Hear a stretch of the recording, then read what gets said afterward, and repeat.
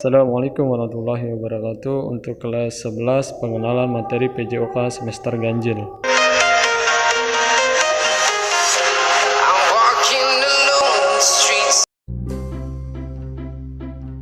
Assalamualaikum warahmatullahi wabarakatuh.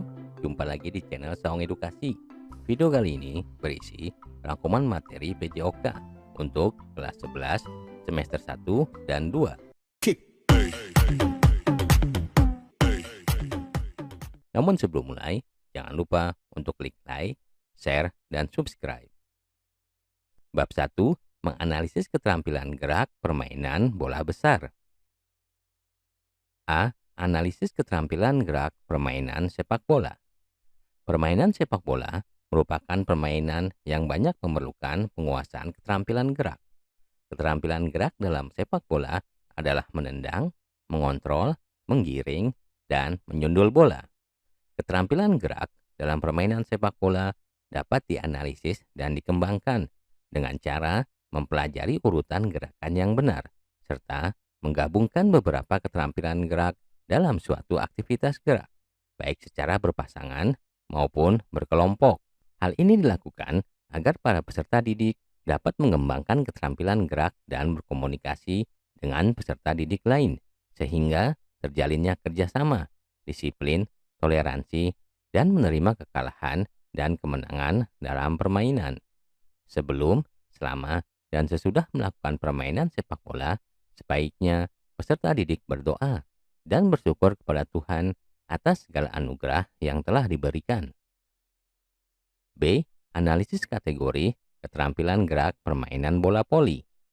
Permainan bola voli adalah permainan yang berupaya memukul bola di udara, hilir mudik di atas net atau jaring, dengan maksud dapat menjatuhkan bola pada daerah kosong lapangan lawan.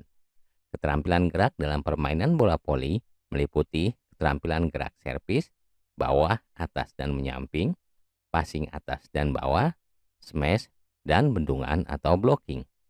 Keterampilan gerak dalam permainan bola voli dapat dikembangkan melalui aktivitas belajar secara individu, berpasangan, dan berkelompok.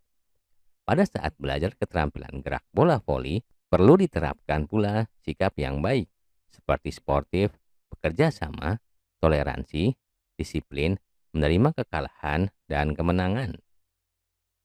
C. Analisis keterampilan gerak permainan bola basket. Keterampilan gerak dalam permainan bola basket meliputi mengoper bola, menggiring bola, dan menembak bola ke ring atau keranjang. Keterampilan gerak mengoper bola dapat dilakukan dengan setinggi dada, pantulan, dan dengan satu tangan. Keterampilan gerak menggiring bola dapat dilakukan sambil berjalan, berlari, dan manuver-manuver tertentu sesuai dengan kebutuhan saat bermain. Keterampilan gerak menembak bola kering atau keranjang dapat dilakukan dengan satu tangan, dua tangan dan loncatan, serta lay-up. Bab 2. Menganalisis keterampilan gerak permainan bola kecil. Analisis keterampilan gerak permainan softball. Permainan softball termasuk permainan beregu yang dapat dikelompokkan ke dalam permainan bola pukul. Keterampilan gerak dalam permainan softball yang perlu diketahui dan dikuasai adalah keterampilan memegang tongkat pemukul, memukul, melempar, dan menangkap bola. Memegang bat atau pemukul dapat dilakukan dengan pegangan bawah, tongkat dipegang dekat bonggolnya. Pegangan tengah, tongkat dipegang dengan posisi tangan di bawah 2,5 cm atau 5 cm dari bonggol. Dan pegangan atas, tongkat dipegang dengan posisi tangan di bawah 7,5 cm atau 10 cm dari bonggol. Memukul bola dapat diarahkan ke bawah, menyusur tanah, dan melambung tinggi ke atas. Melempar bola dapat dilakukan dengan bola rendah, lurus, tinggi, dan lambungan bola untuk pengumpan. Menangkap bola disesuaikan dengan arah bola yang datang, yaitu bola rendah, lurus, dan tinggi. Semua keterampilan gerak dalam permainan softball dapat dipelajari dan dilaksanakan dalam permainan softball sederhana. B. Analisis keterampilan gerak permainan bulu tangkis. Bulu tangkis adalah suatu permainan yang menggunakan raket dan shuttlecock yang dipukul melewati net. Inti permainan ini adalah memasukkan shuttlecock di lapangan lawan melalui atas net.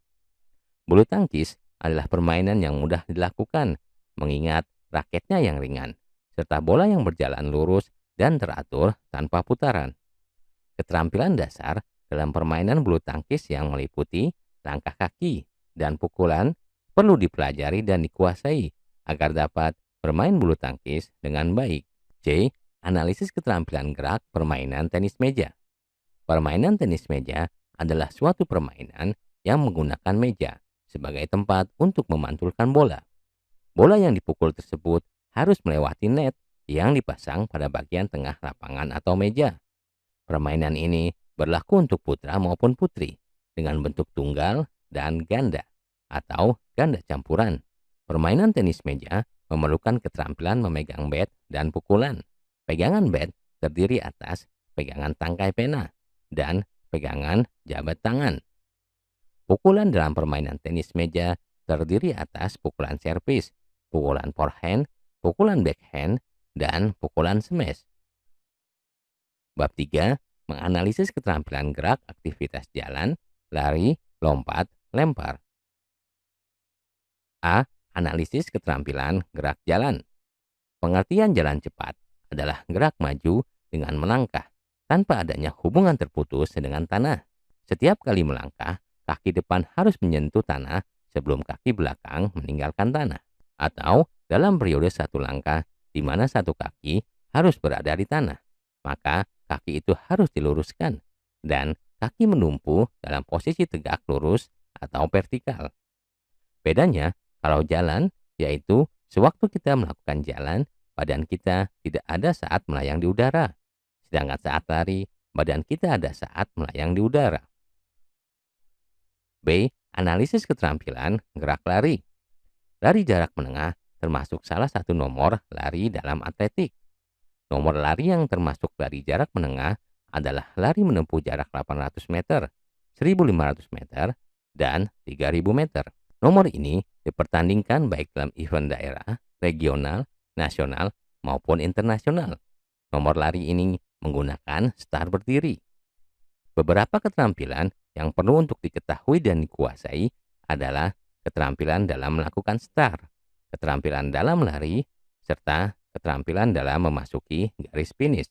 C. Analisis keterampilan gerak lompat.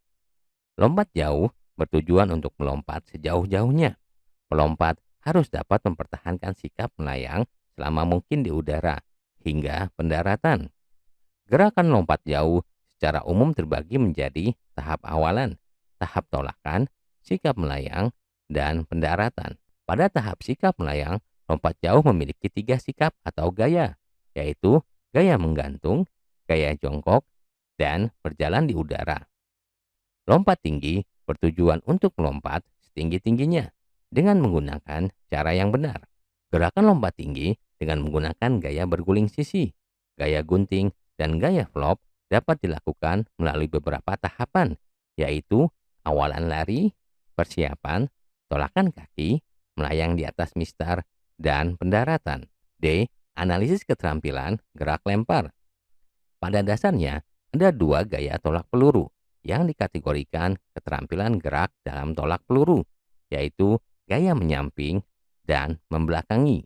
Tujuan tolak peluru adalah menolakkan peluru jauh-jauhnya ke depan atau sektor tolakan dengan menggunakan satu tangan. Meskipun cabang olahraga ini termasuk event atau nomor lempar, akan tetapi istilah yang dipergunakan bukan lempar peluru, tetapi tolak peluru. Hal ini sesuai dengan peraturan tentang cara melepaskan peluru, ialah dengan cara mendorong atau menolak dan bukan melempar. Istilah dalam bahasa Inggrisnya adalah the short put. Bab 4.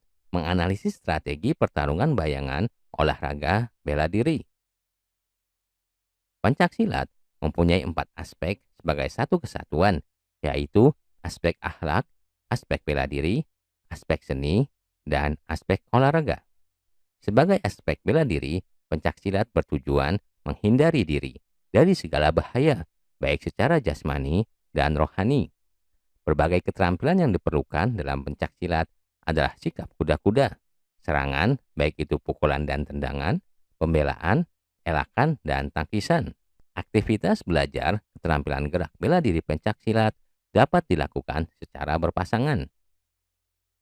Bab 5. Menganalisis konsep latihan dan pengukuran kebugaran jasmani terkait keterampilan gerak. Kebugaran yang berkaitan dengan kesehatan antara lain ditentukan oleh 4 komponen, yaitu daya tahan jantung, paru-paru, dan peredaran darah. 2. Komposisi tubuh. 3. Kekuatan dan daya tahan otot. Dan yang keempat, kelenturan sendi dan otot. Bentuk-bentuk latihan kebugaran jasmani yang berhubungan dengan kesehatan diantaranya adalah bentuk latihan kekuatan otot dan fleksibilitas. Kekuatan adalah kemampuan seseorang untuk melakukan gerakan dengan menggunakan beban, misalnya mendorong dan mengangkat. Secara berulang-ulang, latihan kekuatan dapat dilakukan push up, sit up, back up, dan squat jump. Kelenturan adalah kelembutan otot dan kemampuannya untuk meregang cukup jauh. Latihan kelenturan dapat dilakukan dengan cara statis dan latihan dinamis atau ritmis. Oke, untuk terakhir jangan lupa ya tugasnya. Ditunggu.